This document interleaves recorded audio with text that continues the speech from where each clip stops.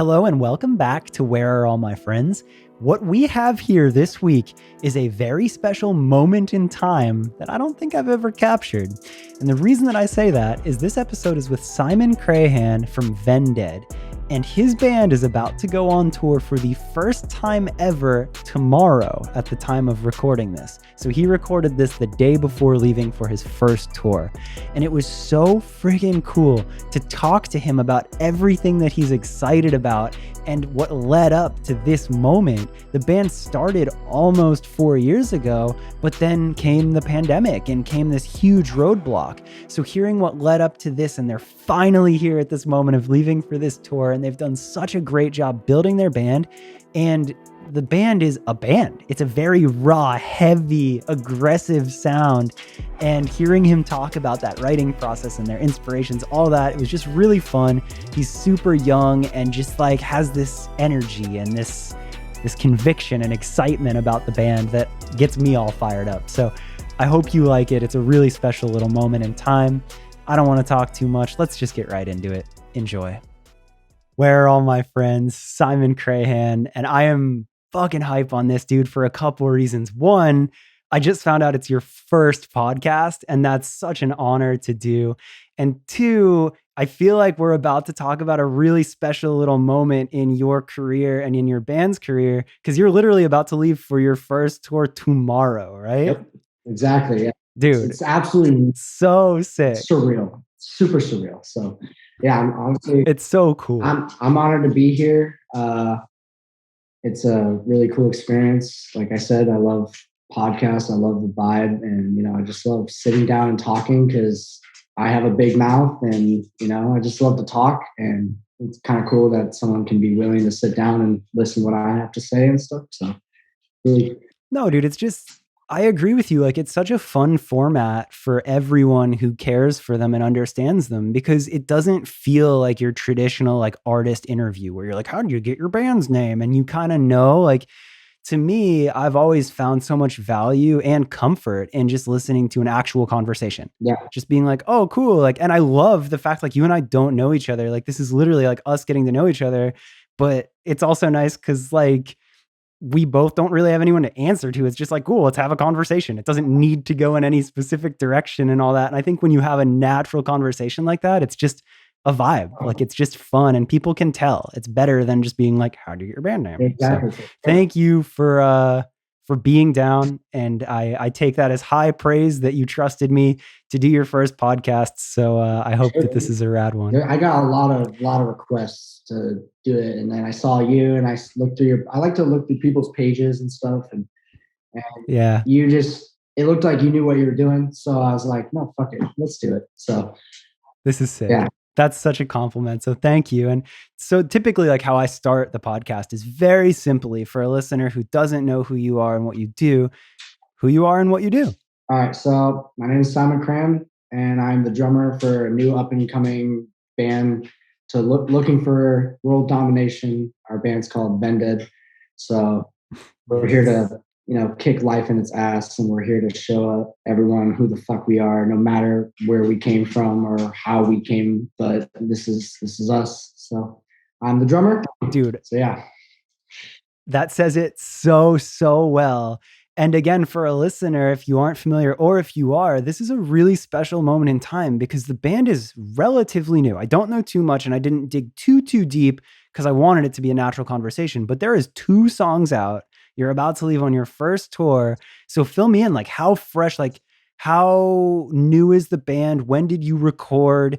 I would have to imagine you have a lot of other songs on deck, but like what does it look like in this moment in time? Like what's life? How did it come together? Well, it all went back to February of 2018. So we've been banned since 2018. A lot of people don't know that. A lot of people think we literally just came out the woodwork and we came out the shop and we're just like, here we are. No, we've been working and slaving over our music for about 3 years now, almost coming up to 4. So we told people that we made a band, and we told everyone that we're starting a band, and it was just Griffin, Cole, and I was the third person to ever join. People think it's Griffin and I who started it, but I have to give absolute props to my guitar player because he's actually the sole founder of this band. And he said he tried thousands of other drummers, and I was the lucky winner. So, but we were writing for about, I don't know, about a year and a half, and we were just getting really good stuff. Like a lot of the music we have written will never ever be released because it's just so old. It is not our style that we play anymore. It's just kind of Asylum, our new single that just came out. To anyone who doesn't know, Asylum is one of those songs that we kept from the songs that we've written. That was our fourth song we've ever written. So I love it when bands keep stuff like that because I agree with you. Like a lot of the early stuff kind of sucks and you have to write it to get to evolve to the next spot. But in those early day songs, you kind of get the one or the two where you're like, all right, this fucking rips. Like, let it come out. So that's sick to know that that's Asylum. The only thing that changed with Asylum was literally the whole song is the exact same from how we wrote it to except the breakdown at the end. That wasn't there. Oh, shit. So that's sick. I wasn't there for like a year. And then I was on tour with my dad. And my dad, I'll give props to him, but he's the one who was like, hey, you guys should add a breakdown. And I was like, yeah. Oh, shit. I was like, all right. You're like, all right, Pops. Fair enough. A good idea is a good idea. So we did that. That's just one of the songs that that is on our EP that is coming out November 12th. We'll be on tour then, but that's one of the songs that is kind of like where we started, and everyone said they loved that song when they first heard it. When they watched us play, they said, fuck all the other songs basically, but this song is it. This is where you guys get big. So it was like 3 years, just 3 really hardworking years of being friends. And like, I knew Griffin, of course. Me and him known each other since we were little babies, and he knew Cole. So it was only fair. Yeah. They asked me to jam with them. It wasn't like you're in the band. They wanted to know how I played. Cole didn't know anything about me. He didn't know anything at all. So I went to their Cole's house and we jammed a couple songs, and he gave me this look like, holy shit, like we're going to be the next biggest band. And I realize I kind of jumped the gun on a point though, because obviously you play drums, but leading up to you being able to jam with them and hold your own, when did you start playing drums? Like for you, did you have a moment where you're like, cool, this is fucking it, I'm in? Because like I know you skate and stuff too, like you're into other cool stuff. So like, did you have a moment where you're like, this is my instrument, this is where I'm all in? Like where did that really start? Drums was my instrument throughout my whole life. It was no doubt about it. I was locked into drums no matter what. I wasn't doing anything else. Like I'd skate here and there, but I wasn't focused on it because I was like, I'm not going to be a pro skater. Like drums, I would come home from school every single day and play drums until curfew, and every single day, and I would not stop. And I would just play. And I've been playing drums since I was 1 year old. And oh my God. So like there was just no fucking question. Like it's just been there. There are videos and there are pictures of me playing drums on a tour bus, like a little snare drum on my dad's tour bus. And there's videos of me playing when I was 2 years old on a full kit with real sticks. And I'm like tiny, holding them, but I'm playing in time.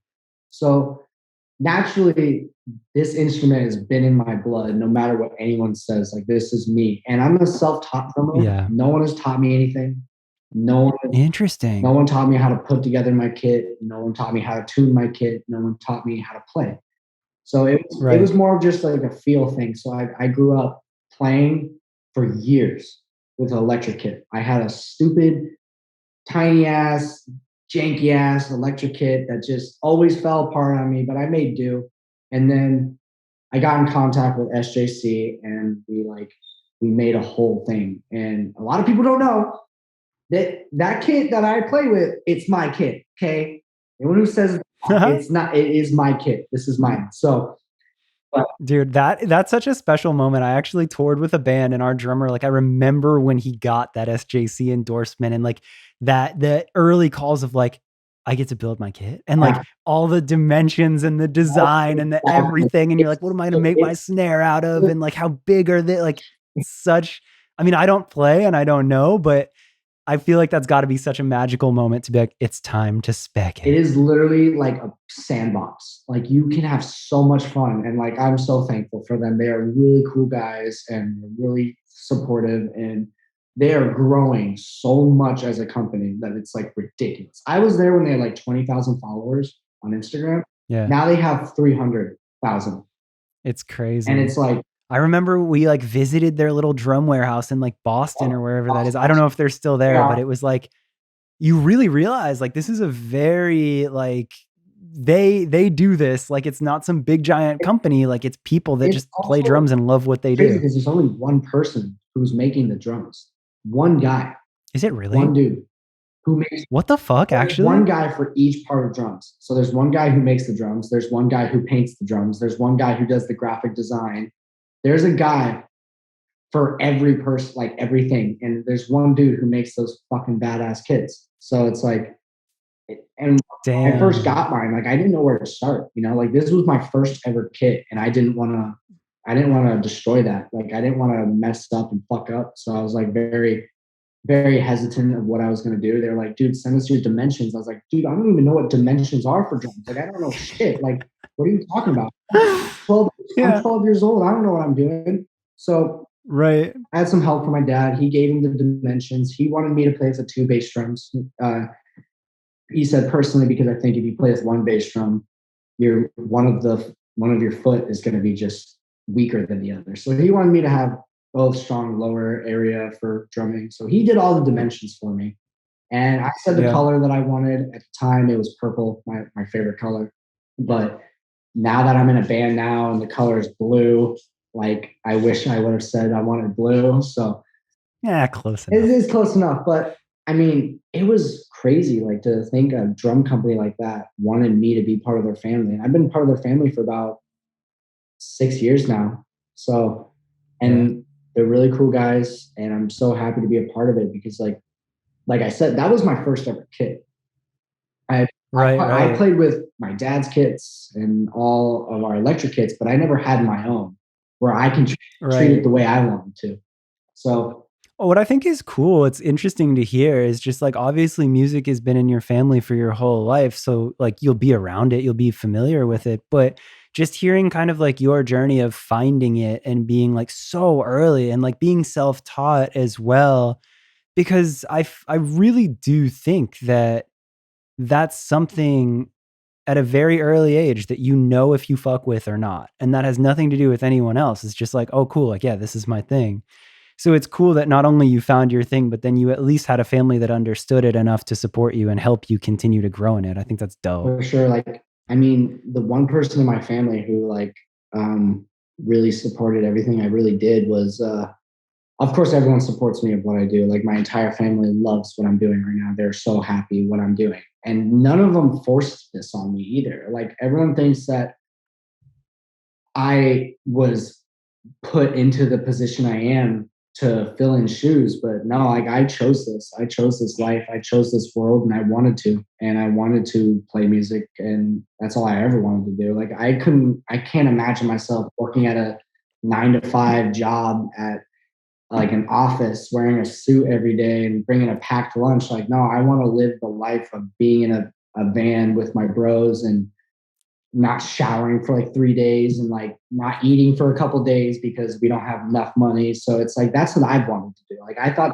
I'm going to have to check in with you after the tour and be like, all right, what was the worst and what was the best? Tell me. You know, we wear makeup though, right? You know that. We wear makeup. I know bits of it. Yeah. I wasn't sure if it's like a steady all the time thing or if it was just like we wear makeup every show. We will not ever stop that. So we wear makeup like hand all the way to the neck to the face. And I'm just waiting for the day where we get off our tour and it's stained to us because we don't have enough time to wash it off, you know? Oh, dude, your van seats are just going to be fucking rocked. Yeah, it's going to be ridiculous. But going back to like the supporting thing, like my sister who recently passed away, she was, it's a long story, but she passed away I'm so sorry. 3 years ago. And she was really supportive. Like she always said I was going to be the biggest, and she always knew that I was going to be where I was. And she always like came into my room when I was playing drums and was just super happy at what I was doing. And she was like my number one person to like look up to, and that's why I built a tribute snare for her, because like I wanted her to be a part of my journey, because she was there since the beginning, and I wanted her to see the world like as I am seeing it. So she, it was amazing. Of course, That's really cool of yeah. you.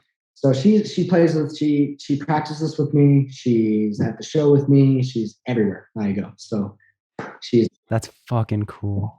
So I guess all of that was to say, like, you found this, like, this really became your thing from a very, very, very early age. So if you were playing from that young, by the time you meet the rest of the dudes and you sit down with the rest of a band to jam, you can hold your own. Like, this wasn't you being like, oh, like, I really want to get out on tour. Believe in me. Like, you were probably pretty polished and good at what you did by that time. oh, for sure. Like, I mean, like it was really weird, like joining a band, like, cause I told myself I was going to be in a band when I was like 22 years old.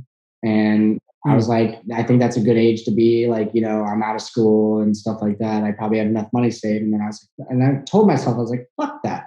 Why am I saying save, wait for my music? You know, like, no. So like when I joined, it was just a weird feeling. And slowly all the members joined in, like JJ joined in like 3 months after. And then we had a previous guitarist, and then our bro Grod, which his name's Connor, he joined in, and he really changed the element. Like everyone who came into the band, we all had one goal. We never really like said, like, we never had inspirations for playing our music. It was like we want to create one genre and then like just do it. Like it wasn't like, oh, I'm taking inspirations from Mario, from Gojira, or Dimebag Darrell from Pantera. Like, no, it was like, we're doing this, like this is how we're gonna write. And so everyone brought their own kind of way of feeling it, and that's how we created Vended. And Vended's been the same ever since. And we've all been really good bros, and we all take the fucking shit talks really well, because you know we're so young and we used to shit talk all the time. So it's like,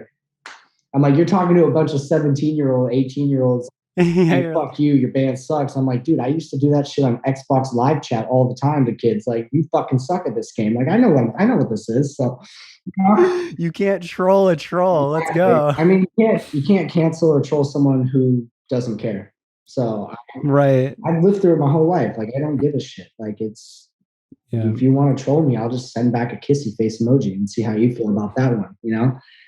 Right. But like, okay, so what I'm curious about there though is I didn't realize the band had been working together for the amount of time that you had. So it's a two-part question, and I want to hear about like how you decided to put the music out that you have out now and where that's at. But I'm also curious because I feel like it's very hard not to, how do I say this?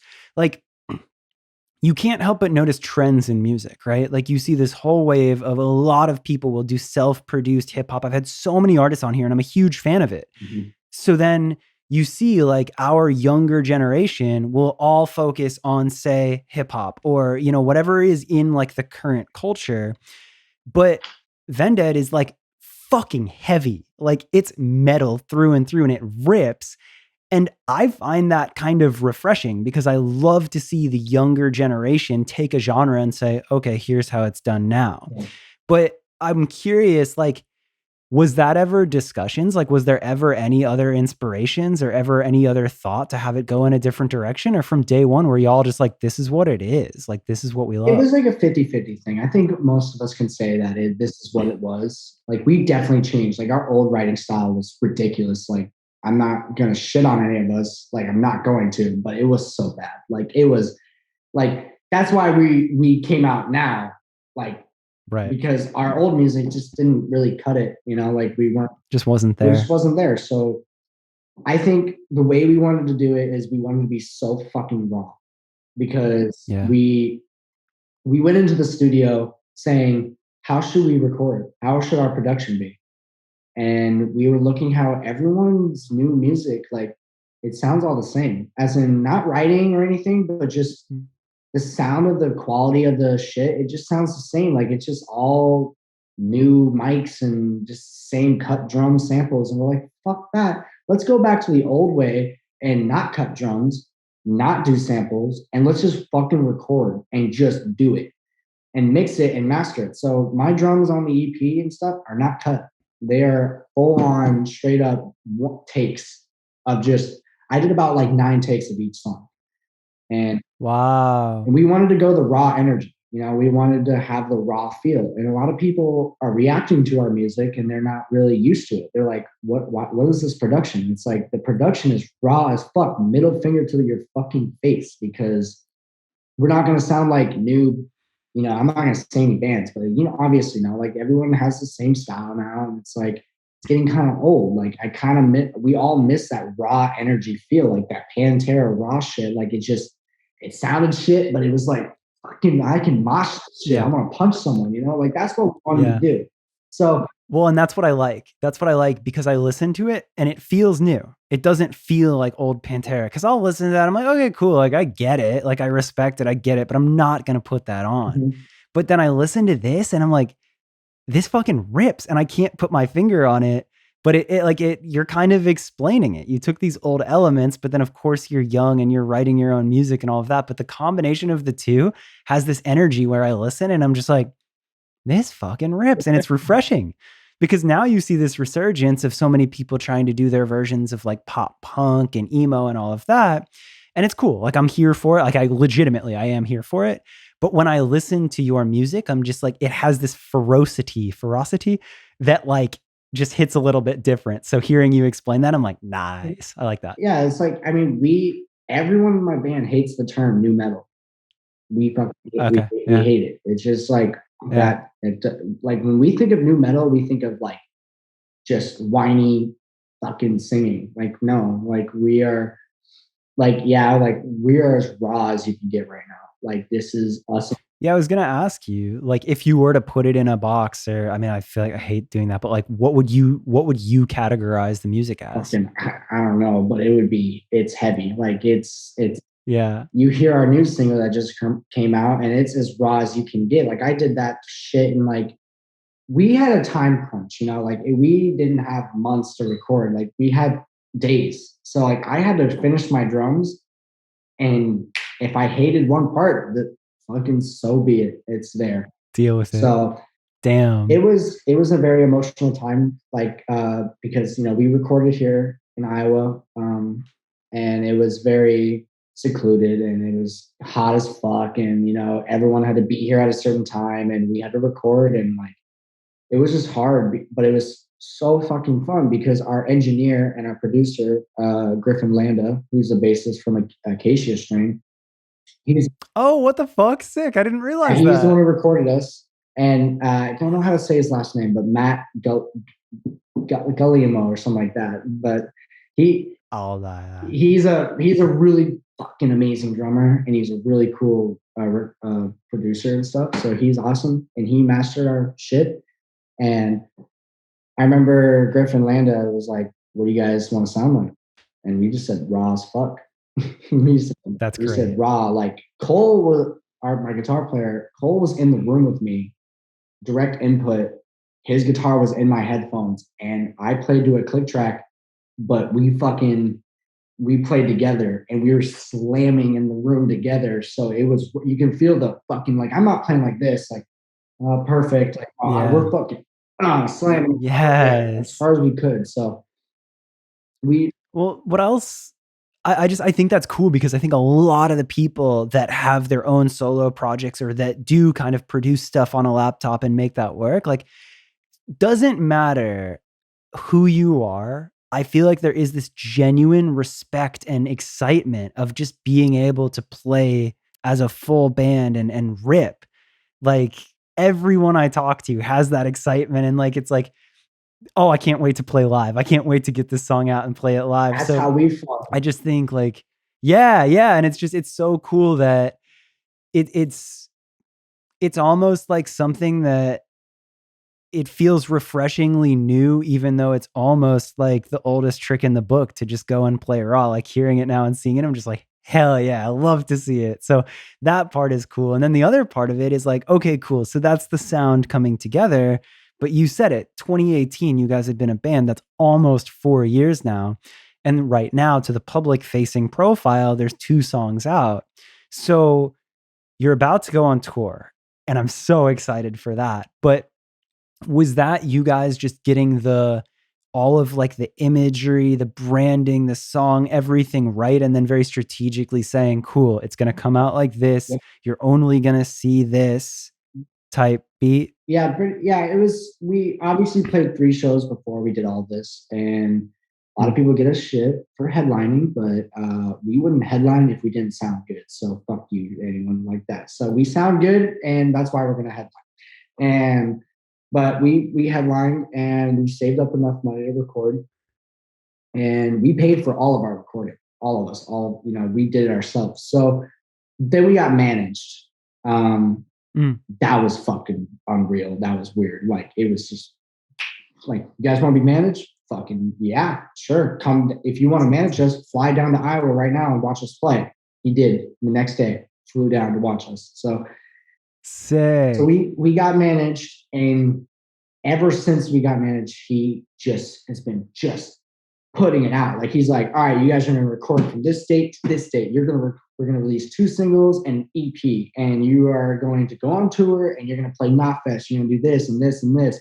And he gave us a time crunch on when we needed to record. He goes, as soon as you guys are done recording, fucking do it. So yeah, that's like, I wish we knew how to do all that ourselves. Like, us planning the other 3 shows we did here in Iowa, we did that ourselves. But everything that you see going on right now with our band, it's him. So James, our god of a manager, he's been really helping us out, and it's all him. So of course we're giving a say of when, of course, it's the art, it's us, you know, but like, I didn't even think we'd go on tour if we weren't even managed right now. Like, it would just be so hard to get all those venues to talk to us. And he got every single fucking venue to be like, fuck it, sure, let's go. So damn sick. So then tell me about this tour, because I don't know too much. So is this you guys going out and headlining? Or are you supporting? It's a co-headline tour. So okay. We kind of looked at it as in, we're a new band, but we are also not your standard new band. So yeah, like you all, like I noticed, like, I mean, you all have built your own following in the band itself. Like, I mean, fuck, on Spotify with 2 songs out, you're at 300,000+ monthly listeners. So it's like say whatever you want. Like, the band has a following, like pretty much. Yeah. So yeah. But we were being humble, and we're not being like, no, we're fucking headlining every show. Like, no, we're not going to do that. You know, it's our first tour. And like, we got to open up for someone at some point, you know, like we did at Knotfest. We were the first band or second band to even play. So, but like, yeah, we're doing a co-headline tour with Hazing Over and Omerta. Omerta and are kind of battling the stages. Like, we're going just one headline, one opening, one headline. So it's kind of like, you know, just a loop. But it's 13 days, absolute fucking throwdown, and just brutality. And we don't care if no one shows up. We don't care if one person shows up. We just want to play. So God, I'm so excited. And the way, like, by the time somebody's listening to this, the tour will probably be going on currently. And it's just like, I don't know, dude. I remember when I first went out on my first tour, and like that magic, and you've put so much into it. And I can't believe we're talking right before you leave. Yep.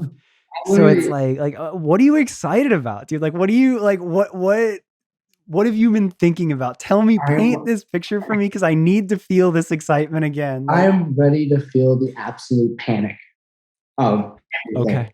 Like, you know, like when we headlined Woolies and all our other shows, it was easy. Like, you know, you just arrive, you know, you set up your stuff, you know, sound check. All right, cool. Let's go hang out for 5 hours. You know, no, I am ready to fucking drive and take turns, not get enough sleep, not eat enough, wake up, have a setup, and then rush, put your makeup on, and then do a show, and then do it all again. Like, I'm ready for absolute anxiety, panic. Like, oh my fucking God, we got to do this now. We got to go. So I'm ready.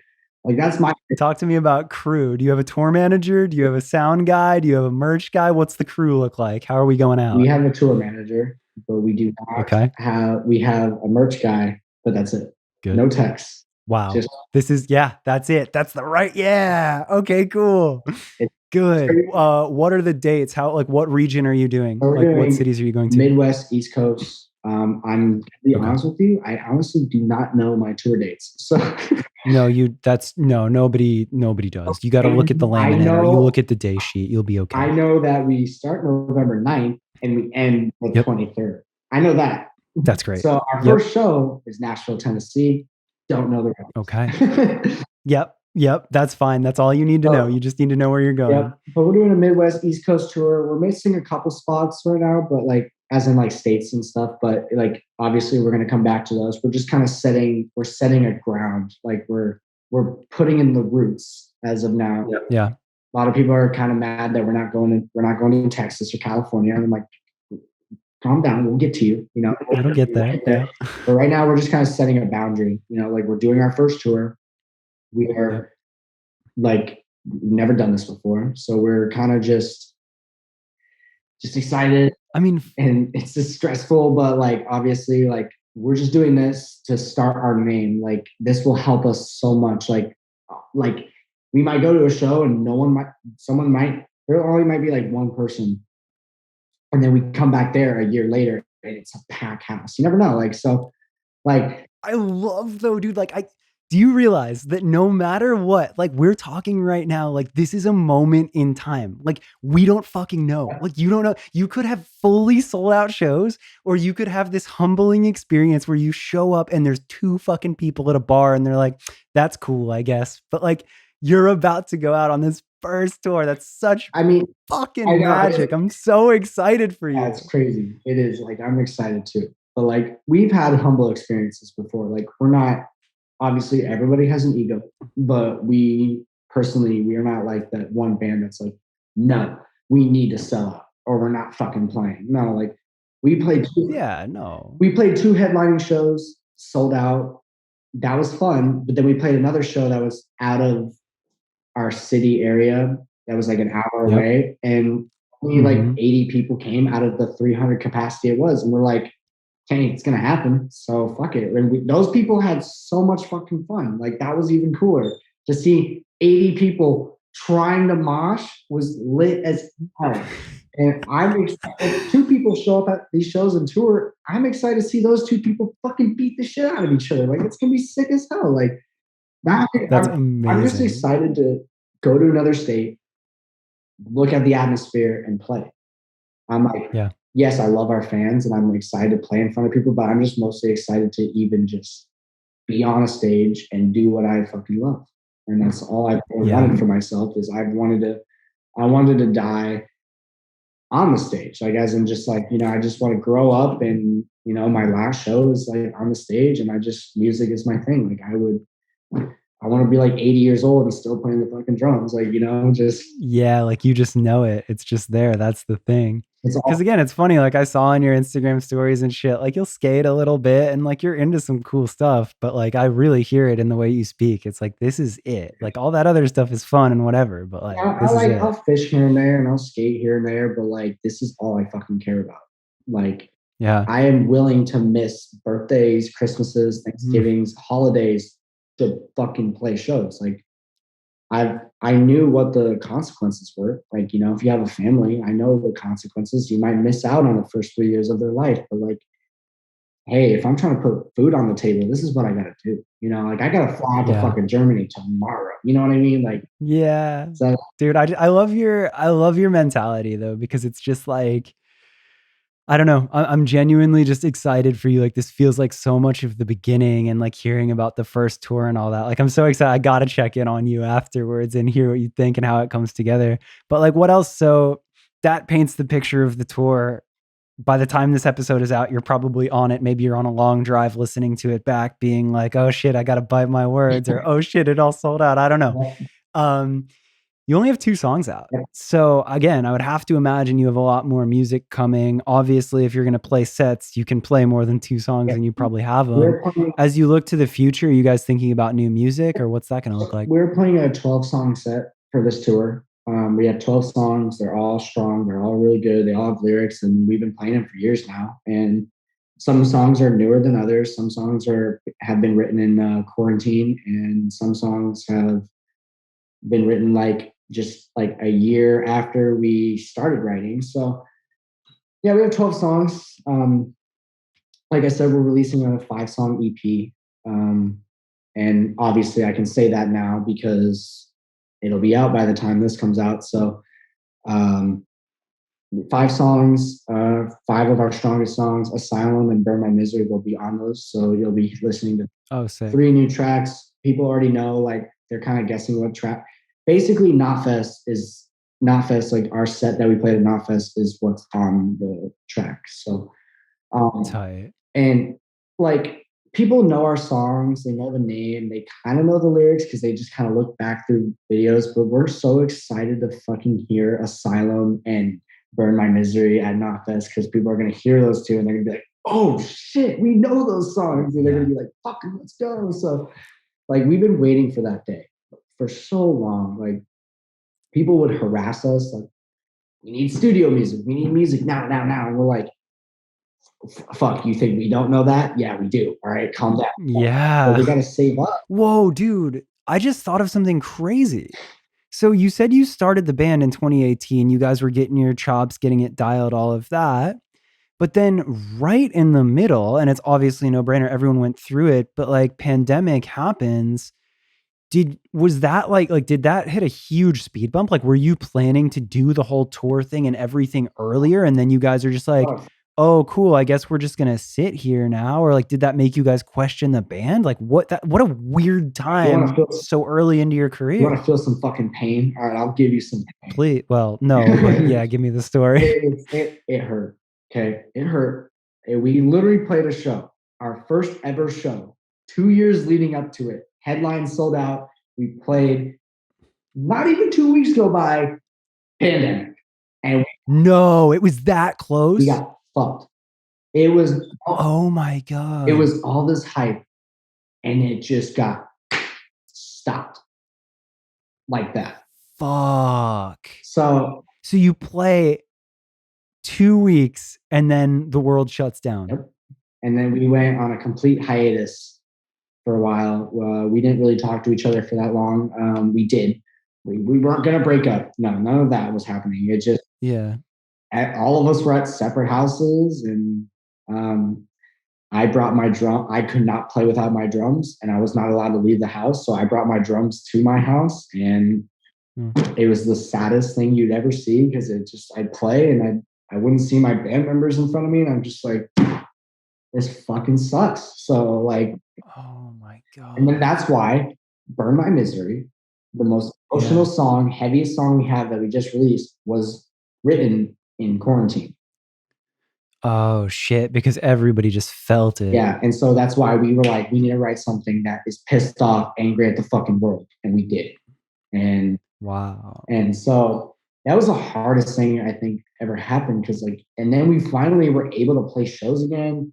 We got on to Pulse of the Maggots virtual set, and we were excited, but we weren't at the same time because we knew that we're not playing in front of people. We're just playing in front of a live group chat. It's like, oh, fuck, yeah, this band's sweet. Cool. Yeah, fuck this guy, fuck that guy. No, like we weren't playing in front of real people moshing. We were playing in front of a person behind a screen, So. Well, dude, what's weird is like, how old are you right now? I'm 17. Okay, cool. So you're young in it as far as the big scope of it. Like you've been playing for a long time, but like what I think about is like, okay, so beginning of anything pandemic, I think I was 28, 29. I had toured enough where like I was kind of off the road. Like I toured when I was I started touring when I was 18 and then kind of got off the road, worked at labels, did the management thing, like that side of the industry. So when the pandemic happened, to me, my thoughts and feelings, like it rocked everything for everyone in all of its own unique ways. But to me, when it came to live music, it was more of just like really feeling for my friends that were out on the road and my friends' bands. Like I kind of had a lane at home. So I was like, this sucks. But I was thinking about all the friends that I had already toured with and people that had been doing it for a long time. And then I did a podcast with this kid, 44 Phantom, and he had kind of started his project in the middle of it and like was dealing with it in a more fresh amount of time, never played a show. And it's just so wildly interesting for me to hear the perspective of someone younger who is starting their career and then just getting fucking rocked by it right in the beginning. Like, I don't know what's harder. I don't know if it's the friends that knew a life of 10 years of touring and then they're like, fuck, what do I do? Or if it's like, here's our first show, here's all this momentum, it's gonna happen, fuck. Like, I don't know what's harder, but it's really interesting to hear it from your point of view. I feel like I'm not trying to set anything like cocky, anything. I feel like it was harder for us because people were starting to turn 18 and be adults, and people were already moving out of their houses, and we just got hit in the fucking face. And then we were like, we're not making any money. And we were fucking stressed because we didn't have a job. So like we were all like, what do we do? Like I feel like for bigger bands, it's easier for them in a way because yeah, obviously they missed the stage, but I guarantee you they have a lot of leftover money to live them out through that process. Like, well, also other lanes and avenues, like they could still sell. They're an established business. People know the name. You could sell merch. You can do live streams. There's a couple different things. It sucked for everybody, but this is all we had. Like that was all we had for our name was our first show. Like, do you guys have music out? No. What do you guys have out? Fuck. We have one show. That's it. Fuck. So then it's like you can't even like getting the excitement of the industry and getting people on board. It's not even like you have much to point to. Where you're like, I promise we're good. And they're like, oh yeah. And you're like, yeah, we have a song out and a show. Take us seriously. And you're just like, fuck. Yeah. So it was harder. I feel like it was harder to get back into it again. Like to even play a show, hoping people knew who we were again. And people did. Like they showed up to our second show ever and sold out 400 people in a span of a week. Like we were like, oh my God. Oh, well shit, we have the hype still. So that's fucking good. At least, like, we were just stressed out because we were like, wow, we just played one show. We had another one we had another show booked out. Fucking nope. Said fuck you to that. And we were like, fuck. So I was laying in bed all day just thinking about what the fuck are we going to do? Like. What did y'all, like, did you do shit online? Like, did you, like, we played did you do anything to interact? Or like, did you, like, I don't know, people were like streaming and stuff like that. Like, did you strategically build any amount of the digital side of the band during that? The band account was on a hiatus. Like nothing was being posted. And I was still live streaming, talking about the band. I was still promoting what we were doing, and we were all still promoting, but it was just wasn't the same because then people were like, when are you guys going to play again? I was like, whenever the fucking venues open up again, like it was hard to convince people that we were playing a 400 capacity venue without masks. Like it was hard. That was fucking difficult because we didn't think people were going to show up. People might be stressed out. Like, I don't want COVID, like. No, totally. Exactly. And like, that's everybody is going to have their own feelings towards that. But like, I even remember for myself going back to my first show, like being so excited, but also being like, oh, weird. Like there's just this feeling now where you can't not be aware of it. So like, I don't know. I think everybody kind of processes that in their own way, but being some of the earlier bands to play shows, like, yeah, you felt it. Oh my God. We got a fair amount of like backlash to playing that show. And we didn't, but like you could see people were pretty pissed off that we were playing and there was still a pandemic. And I was like, guys, you don't understand. If you want us to have music out, we have to play these fucking shows. Like there's no other choice. Like I'm not going to ask my dad to give me a paycheck to fucking pay for our recording. No, I'm going to do this myself so I can put my middle finger to his fucking face and be like, look, what's up, bud? Like you raised me, but guess what I did? I recorded our own shit. So, That's sick. I respect that a lot. Yeah, me and him. I think that's really we battle a lot, me and him. So, dude, it's pretty fun. But I don't know. I feel like it was hard for everybody, and it was the worst time. Like we lost a lot, and everyone lost someone or something, and obviously some people had it better than others. And bottom line, it was a fucking shit show for everything. Like it's just so weird how the world just got shut down just like that. And dude, it's just wild. Like I genuinely, like, dude, it's absolutely nuts. But again, like I think about it now, and I don't know what I would have done. Like if you had taken me back to the very beginning of me starting to tour with my best friends, and for the first time in my life feeling like I had a place, and giving me one show of that, and then saying, cool, that's all gone. And it's actually gone for the entire world. And there's nothing you can do about it. Like I put myself in those shoes of my age, and Oh, Holy fuck. So I don't know, like I like we don't need to make this all about that, but I just like it kind of hit me in real time. I was like, oh shit, that probably was crazy for you in a whole different it was, way. dude. It seriously was. Like I almost lost my shit. I was like, I'm about to go insane. Like I can't play drums in Damn. front of people. I'm fucking going nuts. Like it's not good. So it was crazy. But look what we did. We came fucking back stronger than ever. We are stronger than ever right now, and we're in our fucking prime, and we're kicking ass at everything we're doing. And fuck those haters, whatever. But like, we're going on tour. We're about to just shut down everything and just show everyone who the fuck we're made of because we're talented as fuck. And I can't let anyone say differently because like we all learned our instruments ourselves. We all practice our instruments ourselves. And we all came together as little fucking miniature little kids and wrote music. Who can say they did that? No one can. No one can say they were 13 years old, still in school, coming out of school and practicing for 2 hours with people you just fucking met 2 months ago and writing hit singles. Like you can't say that.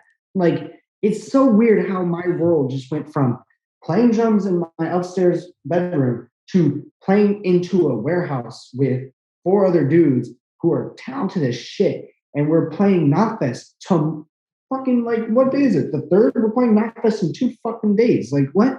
So it's crazy.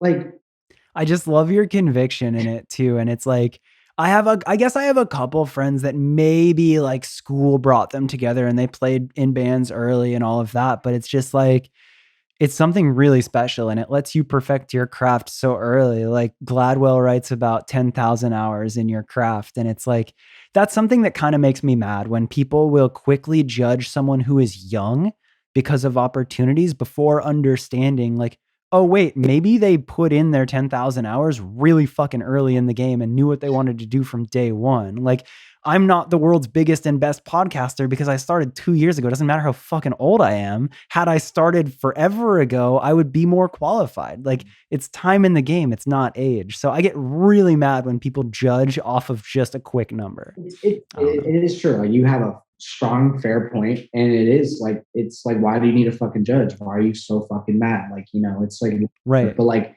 I started this band when I was 14 fucking years old. Yeah. So we wrote Asylum when I was 14 years old. Imagine that shit. And then we wrote Burn My Misery when I was 15 years old. So, people can have their own fucking say. People can have their own shit. People can talk shit. People can say this shit.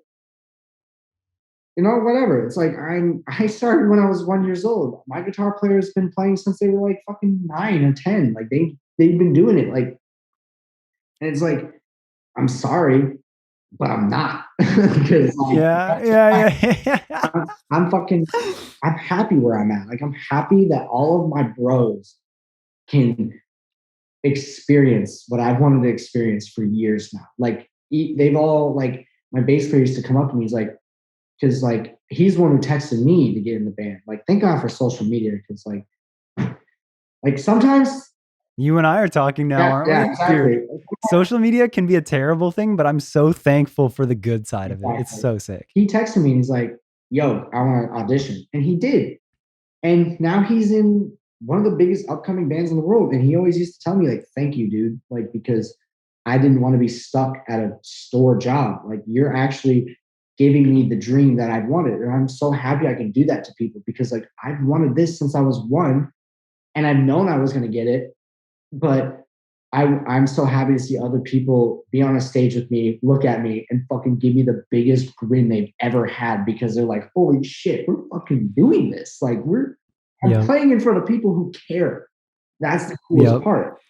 And Yeah. it's such like a satisfying thing because like I look at drums like someone would look at their like car. Like if someone loves a car, they love washing it, cleaning it, and like taking care of it. I look at my drums the exact same fucking way. Like I'm just like, like this is it. Like this is my Yeah. fucking thing. And like it's just cool. Like I've been around the world so many times. I've seen a lot of shit. And I've seen people I've seen really bad shit in the world and I know what it's like. And to experience it with people who haven't been around the world too, it's like really fun also because it's like they get to tell their kids in the future, like, I did this shit and you could maybe do this shit. Cause I'm praying that my kids can be bigger than me one day. And that's all I ever want. Yeah. I want to look, That's so I want to sweet. look at my kid and if whatever he does, I want him to be bigger than me. Like he doesn't have to be a musician or anything or she.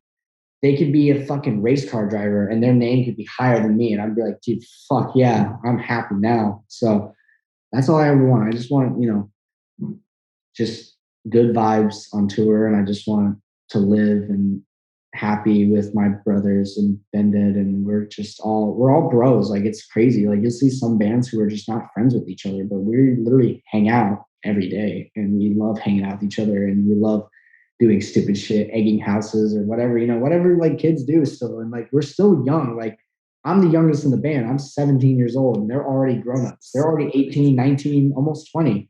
You say that as grown-ups. Fuck you. That's nothing. Take that back. Well, Take that back right now. You're 18, you're an adult. So, but no, yeah. I'm still 17. Like they're already, they already have jobs before me. One of them already moved out and had an apartment. And I'm like, I'm still at my parents. So yeah, dude, you know what's fucked up is I remember being exactly your age. I'd say like I really felt like I became myself when I was like 18. But when I talked to, so I'm 30 now. And when I would talk to somebody who was 30, I was like, you are older than time. Like you must have a mortgage and a whole family and understand how every aspect of every investment works and have everything. Like when I talked to somebody who was 30, I was just like, that's adult. Like that's an adult age.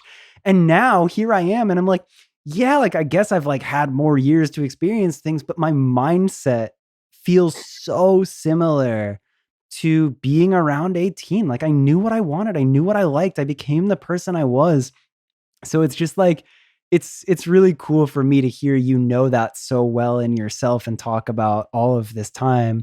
Cause it gets me like so excited all over again to see like this next wave of music and artists doing the damn thing. And like, I can't wait to hear about you eating shit on tour and all the stupid things you have to deal with and striking your drums on a stage that's way too small and a bunch of freaking randoms at gas stations heckling you guys and everything. It's so good. It's so good. Yeah, it's weird. Like, if I was in your shoes looking at a 17-year-old who's about to be, whatever, like it's definitely fucking weird. Like I honestly didn't see myself being in my position as I am today 4 years ago. If my 17-year-old self came to me when I was like fucking 12 and he's like, yo, when you're 18, you're going to be touring, you're going to be the biggest band, you guys are going to be fucking crazy. And I'd be like, go fuck yourself. What are you talking about? Like, no, I won't. Like, I didn't think we would have it already. Like, but it is hard work and talent. And I think there's just a lot of bands who don't make it. And because of, they sound like everybody else. And we don't sound like everybody else. Like, I watch people react to us and they can't tell who we sound like, Right. Obviously they'll say Slipknot. I get that. That's low hanging fruit. That's too easy to say. It's too easy. I don't fuck with it. Easy. But a lot of people will say we sound like Evanescence, will sound like Sepultura, will sound like Pantera. And I'm just like, wow, there's like a lot of different variations of people. Like they can't quite put their finger on what we sound like. And I think that's fucking sick. And it's like Tool. What do you say Tool sounds like? Tool. They're fucking Tool. Yeah. They're Tool. Yeah. You can't say I would just say you guys sound heavy. It's just heavy. You can't say they sound like ZZ Top. No, because they're Tool. They made their own sound. And that's what we're fucking doing. Yeah. My drums have been done before in thousands of other songs, but we're making it us and we're making it sound unique in a way because we're young. We're young minds. You know what I like though? I like that you have this confidence and this drive in the way you talk about your band, because if there's anything that I did wrong at that age was I had this thing of like the outside knows better than I do, or like the like almost like respect your elders thing. And I think respecting people is great, but like I just thought that because people had time in the game, they were more qualified to weigh in on it. And I just think that's bullshit. Like, if you're good at your craft and you know what you like and you know what you want to do, then own it. And like, it's honestly really exciting for me to hear you speak of it this way and be so confident in your band and all of that. Just because, like, good, keep doing that and keep building on it, and you're only going to grow. I mean, like there's no reason not to. See how confident and committed I am to this shit. My band, I fucking got that shit tattooed on my body forever. Let's go. That's my band right there. Let's go. And it's never leaving, and I'm never fucking leaving. If anything fucking happens, guess what? I still have Vended right here. First ever Vended tattoo ever. So that's dedication. How dedicated I am. That's how confident I am. I fucking love music. And I mean, like, obviously 3 years ago today, I wasn't the best drummer in the world, but I can honestly, cocky me is saying that I'm gonna be the best drummer to ever live. And anyone who says different, fuck you, because guess what? It's gonna happen. Drummers have to pass down the torch. As of now, Meyer Jublanter is known to be the best drummer of metal right now. He could look at me and be like, no, fuck that. Give that guy some credit. Because like I'm trying to prove my name. I'm trying to be like, yo, you know who? Like, I want people to like hear a song and be like, yo, that's Simon Crahan on the fucking drums. Like, yeah, he's a legend. Like, that's what I want. Yeah. And God, I fuck with that. And I've been slaving over it. Like, I just been playing every single day. I play for like 3 hours a day. Like, I've been iffy on it for like a couple of weeks now, but I will play for 3 hours a day until I am physically not able to even pick up a stick. Like, that's how, like, I used to bleed. Like, I have so much scar tissue all over my hands. Your hands are just fucking calloused as shit. Yeah, they're all fucked up because I have scars everywhere on my knuckles and shit like that from playing, because all I would do is just fucking play every single day. And because I want the title, best drummer in the world, I want other bands to watch me play and look at me and go, fuck. Like, because, like, you know, I watch Gojira and I see other drummers go and watch Gojira and they're like, that's the man. I want that shit because, like, I've always wanted. Yeah. Like, I won't be satisfied until I'm called best drummer in the world, you know? Like, that's how I want, and that's how driven I am. I'm going to work towards that. Like, I'm not calling myself the best, but for my age, the hands. I mean, I love it. You don't see a lot of 17-year-olds playing fucking 200 BPM, fucking double bass, fucking slaving at that shit. No, you don't. You don't see a lot of that. And that's why, like, when I see myself 5 years from now, holy fuck, I might be a god. You never know. I might be Super Saiyan 3. All right? Goku style. I'll be that shit. So I fucking love it, dude. I love it. Yeah. Well, shit, man. I feel like we covered it. Did I miss anything? Like, I just wanted to talk about like this moment in time, and that's exactly what we did. I fucking really enjoyed this. We pretty much crossed the fact that we're here for world domination. And that's really the message. Yeah. And like, that's all we ever want. So, you know, that's awesome, dude. That's awesome. Anything else? Like, I feel like it's pretty simple. People can find your band. They can find you on socials. Anything to look out for? The album's coming out. You can follow me on Instagram at Simon Crahan, Simon_official. I'll pop up. I have a verified check mark, so it's easy. I had to get that shit early. Okay, people were starting to steal my identity, so it was happening. So that was a necessary check. Yeah. And then follow my band, Vended_official. We're going on tour right now, Midwest, East Coast. Hope to see you guys anywhere there. Yeah, we're fucking just covering the map right now. And we played Knotfest in 2 days, but people who are listening, we already fucking played it. And I'm guessing... Look it up on YouTube. I'm guessing we already kicked fucking ass. So yeah, that's me. Welcome to fucking Vended. You'll know our name, my name, his name by the fucking 20 years later. All right. So, dude, that's fucking great. And an absolute honor to do the first podcast with you, because I'm so excited to look back and watch your growth and hear everything else you do. I'm down to do this shit again, but talk about fucking aliens next time if you fucking want. Let's do it. Like, let's do another one. We'll talk about fucking whatever we want this time, you know? Well, if you're listening to this and you want to hear us talk about something else, hit either one of us up on Instagram or wherever. Let us know.